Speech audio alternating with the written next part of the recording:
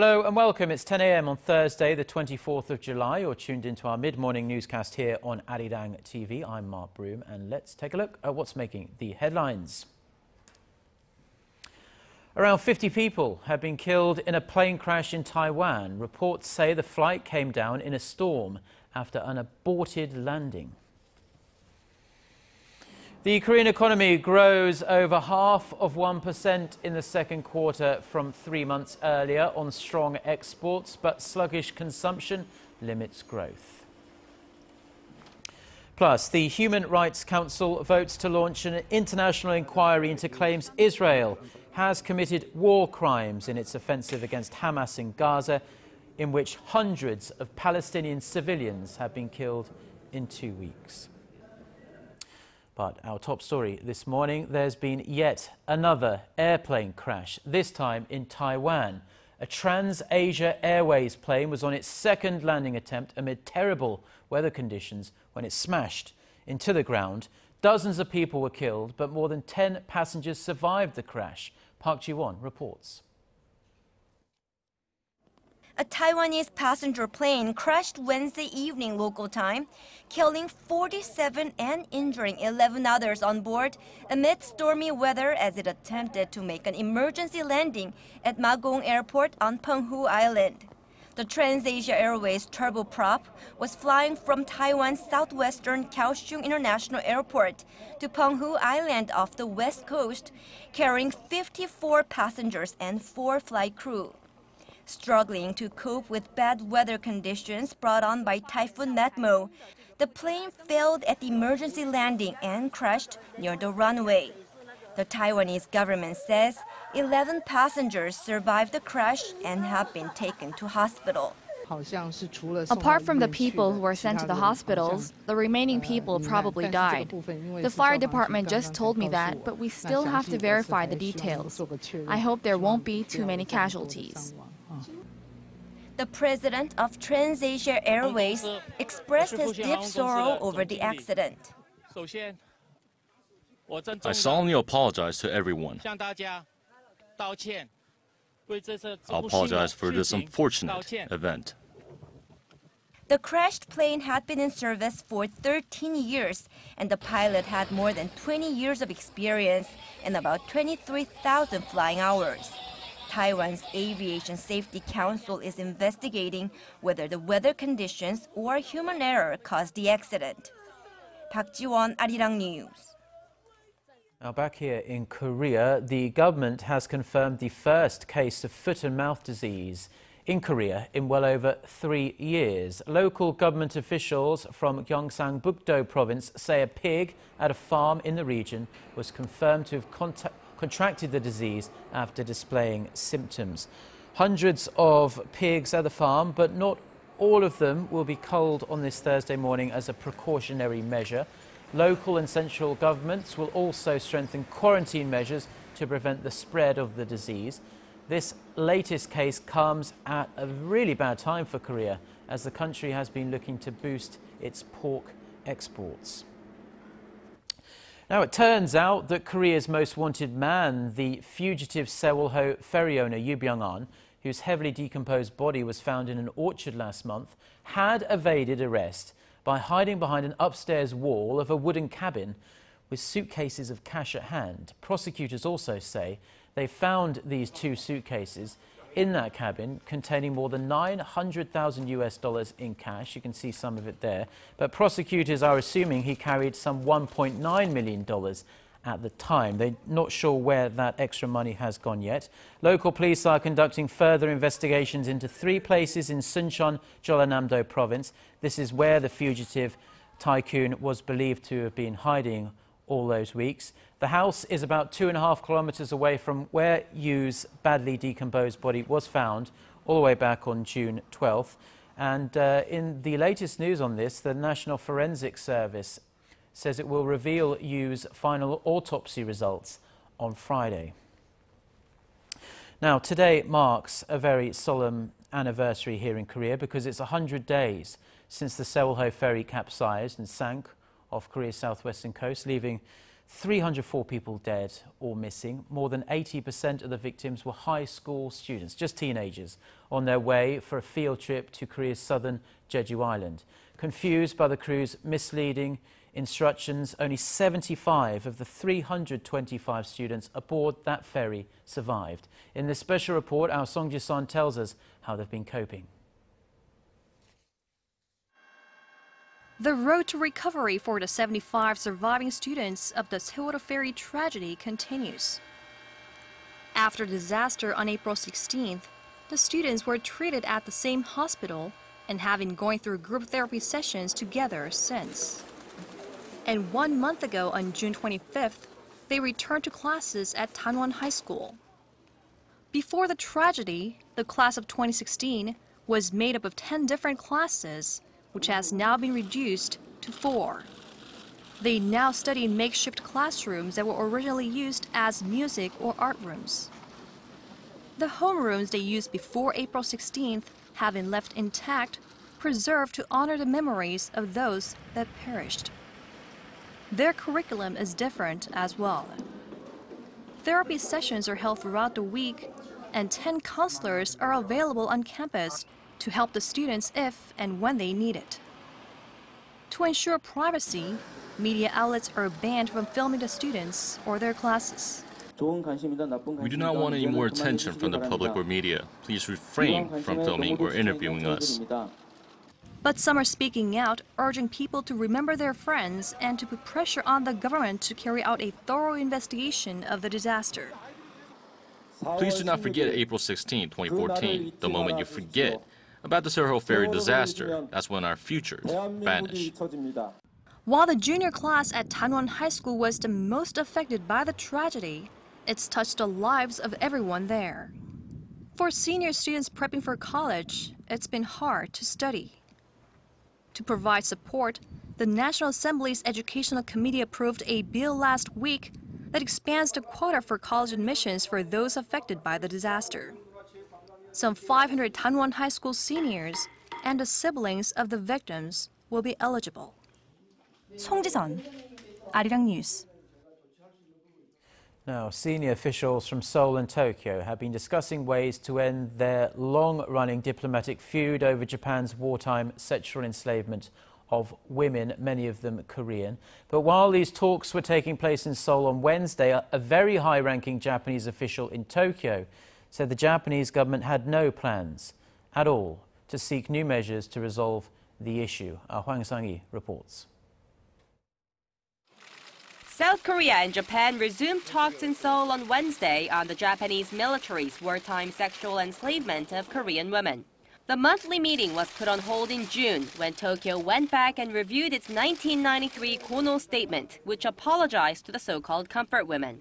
The Abe administration, while upholding the landmark statement, claimed last month that Seoul was in close consultation with Tokyo when the statement was being drawn up. An official at Seoul's foreign ministry said Korea issued a formal complaint on Japan's review and increased pressure on Tokyo to compensate victims. In response, Japan explained the review was conducted as an effort to uphold the Kono statement.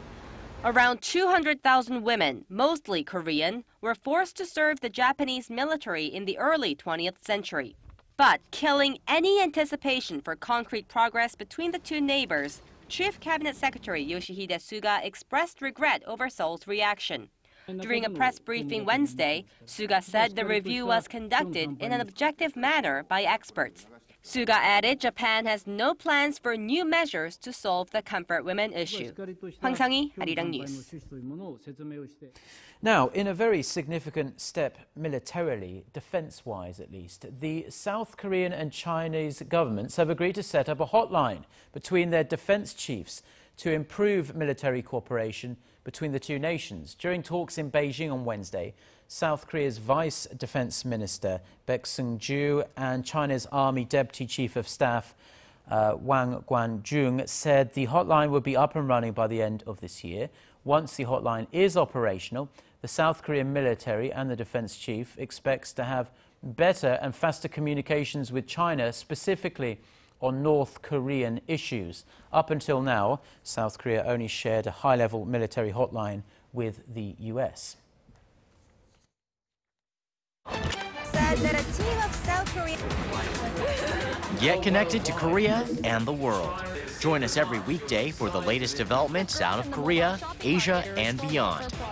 On air, on your mobile, and online, we lead the way every day. ARIRANG News. To try and resolve the crisis in Ukraine, the European Union also offers 15 billion. Korea's economic growth took a step backward in the second quarter of this year. The Bank of Korea says the country's gross domestic product increased 0.6% during the April to June period from the previous quarter. That's the lowest growth rate increase since the third quarter of 2012.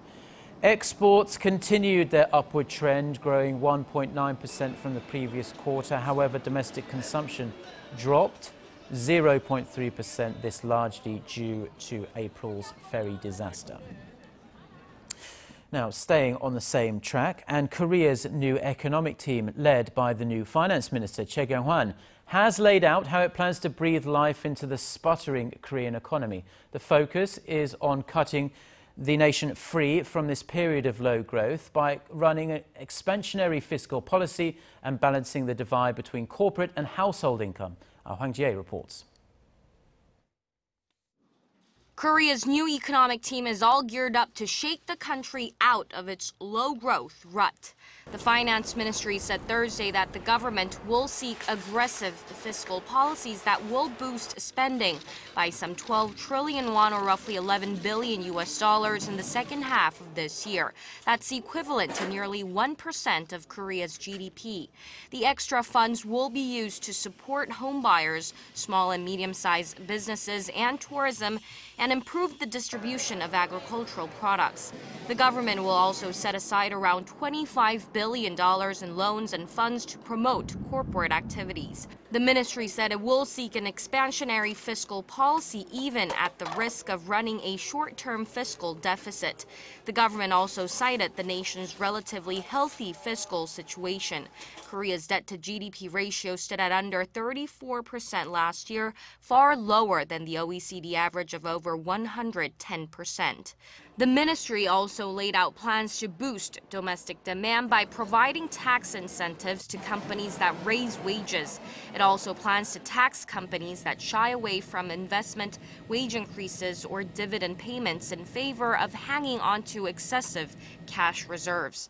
The government will also accelerate regulatory reforms, and especially that in the nation's real estate market, by easing loan-to-value and debt-to-income ratio limits for mortgage lending. The measures are based on the new economic team's revised growth outlook for this year. It cut its growth forecast to 3.7%, down 0.2 percentage points from its earlier projection, saying the pace of recovery slowed on sluggish domestic demand. The government expects its expansionary fiscal policy to raise overall growth by 0.1 percentage points this year. Hwang Jie, ARIRANG News. Now, there are many people out there who like an ice-cold beer on a warm summer's night, and Korea's thirst for great quality, independently produced craft beer now is on the rise here in Korea. This was once dismissed as a fad, but time has proven that micro-brewed craft beer is not only here to stay, but it's ready to shake the dominance of the nation's biggest beer companies. Shin Se-min reports. Here is an interesting collection of craft beer. This one right here has a taste of banana, while this one has a nutty chocolate. The number of the thirsty visiting local bars for artisanal beer has surged in recent days. Local bars like this offer a variety of beer, each brewed in its own unique way, and all leaving an unforgettable impression on the palate. The more varieties of beer I encounter, the more I'm drawn in due to the different tastes and flavors. I've already experienced a handful, but I look forward to trying more in the coming days. Korea has a growing interest in both craft and imported beer. The nation's imports of beer rose more than 25% in the first half of this year compared to 2013. It set up a new battlefield for the beer market. Currently, craft beer takes up less than 1% of the beer market and microbrewers face a long battle if they hope to compete against the large Korean companies. There's a better chance that craft beer will overtake the import beer market if current trends continue. The growing interest in the more refined beer rose in stride with eased regulations on alcohol in the nation.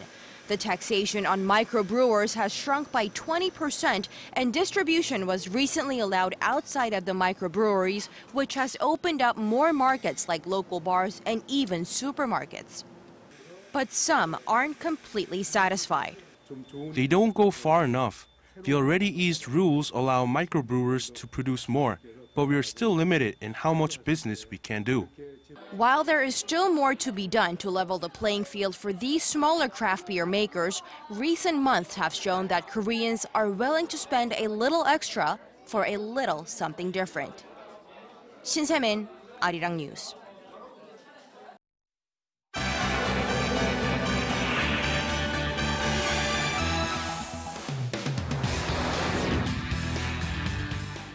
Time now for a look at some of the other international headlines we're following on this Thursday morning. For that, we turn to our Eunice Kim, standing by at the news centre for us. Good morning, Eunice. Hello, Mark. Now, the Netherlands has received its first bodies of the victims who died so tragically in that Malaysia Airlines plane crash that was shot down, of course, over Ukraine nearly a week ago now. That's right. Those bodies are now at a military base where forensic experts will try to identify them in the next days and weeks, perhaps even months. It was hard to miss the signs that Netherlands was a country deep in mourning on Wednesday.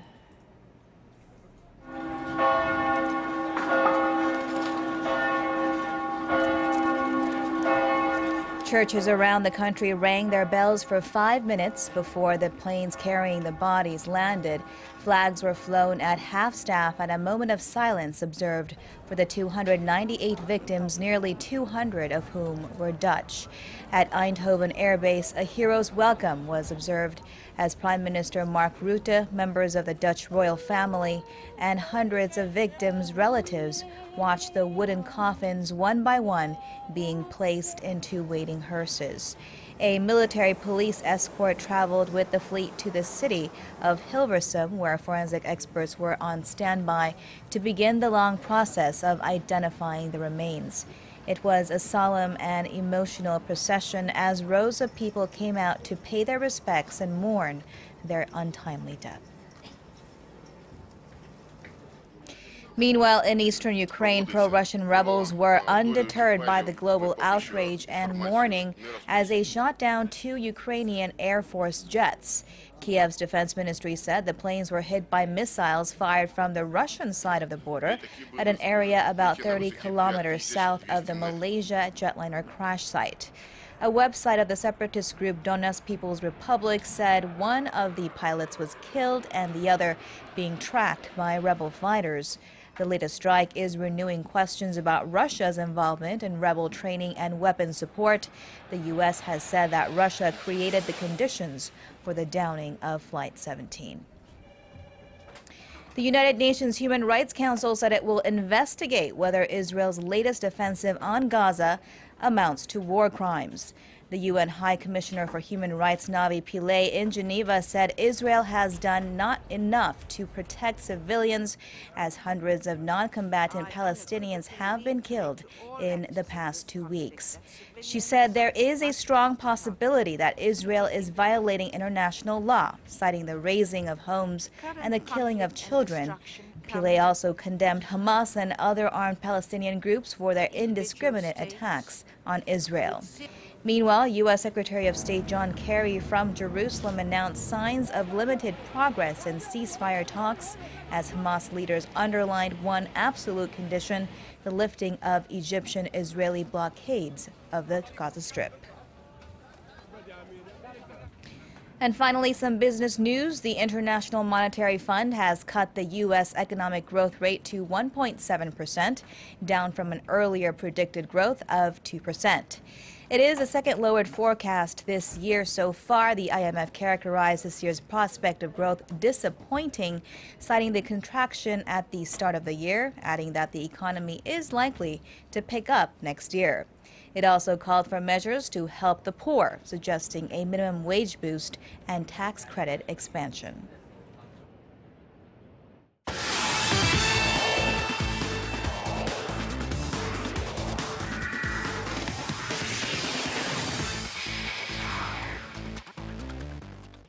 And a good Thursday morning to you all as we kick things off in the LPGA with a major event taking place starting Thursday U.S. time. And that event, the LPGA International Crown, where 8 nations will face off against each other for the top prize. And for Team Korea, who's seated second in this tournament, will face off against Australia to kick off the event. And the team will be led by Park In-bee, Yoo So-yeon, Chen Ha-yeon, and Kim In-kyung. Of course, the big matchup will be against Team USA, led by the top-ranked Stacey Lewis. Meanwhile, with the event taking place at Caves Valley Golf Course in Maryland, many consider this a preview of what to expect in the 2016 Summer Olympics. And now moving over to the South Korean national football team. With the team without a head coach yet, the KFA might have to speed up their process after the 2018 World Cup qualification schedule was released on Wednesday. With the AFC releasing their qualification round schedule, considering Korea will get a bye to the second round, their first set of matches will take place on June 11th and 16th of 2015. At the same time, the World Cup qualification round will be merged with the 2019 Asian Cup qualification, as the nations who go past the second round of qualification will automatically be placed in the 2019 Asian Cup. And now shifting gears to the South Korean national ice hockey team this time, who's still looking to qualify for the 2018 Pyeongchang Winter Olympics. And on Wednesday, they've got themselves a new head coach with quite an experience in the sport. And his name, Jim Peck, a 47-year-old former NHL defenseman who became the first player of Korean descent to play hockey in the NHL after being drafted by the Pittsburgh Penguins. Now, he also did play 48 games with the Canadian national team and will now lead the South Korean national team. Peck signed a 4-year deal, as he will also work as the executive director of the men's team. And now finishing things off with some Wednesday night KBO action, we had the Tucson Bears and the SK Wyverns rain out for the second straight night, but the NC Dinos and the Hanwha Eagles winning streak, beating them 8-4, with the Samsung Lions beating the Lotte Giants in a slugfest 15-12. Meanwhile, let's take a look at the Kia Tigers take on the LG Twins. And going into the game here right from the get-go, bottom of the first inning, Najuan with the man on deep to center field, gone a 2-run shot, and Kia has a early 2-0 lead. Now, second inning of the game, more from Kia. This time, Kim Joo-chan with an RBI single to center field, and it's now 3-0 Kia. But check this out, fourth inning, bases loaded for Chae Kyung-char, and there it goes to deep left field, a grand slam, and LG has the lead 4-3. But not done yet. Chung Sung-hoon this time, an RBI double to right center field, makes it 5-3. And here we go, next play, Brad Snyder with 2-man on, going, gone, a 3-run shot, and it's 8-3. But we're not done. Lee Byung-gyu this time, back, gone, solo shot to center field, capping a 9-run fourth inning. And after all that, the LG Twins would hang on to win this game 11-8, your final score. And that's going to wrap it up for me. This has been SJ. Have a great rest of the day, and see you guys again for your sports needs.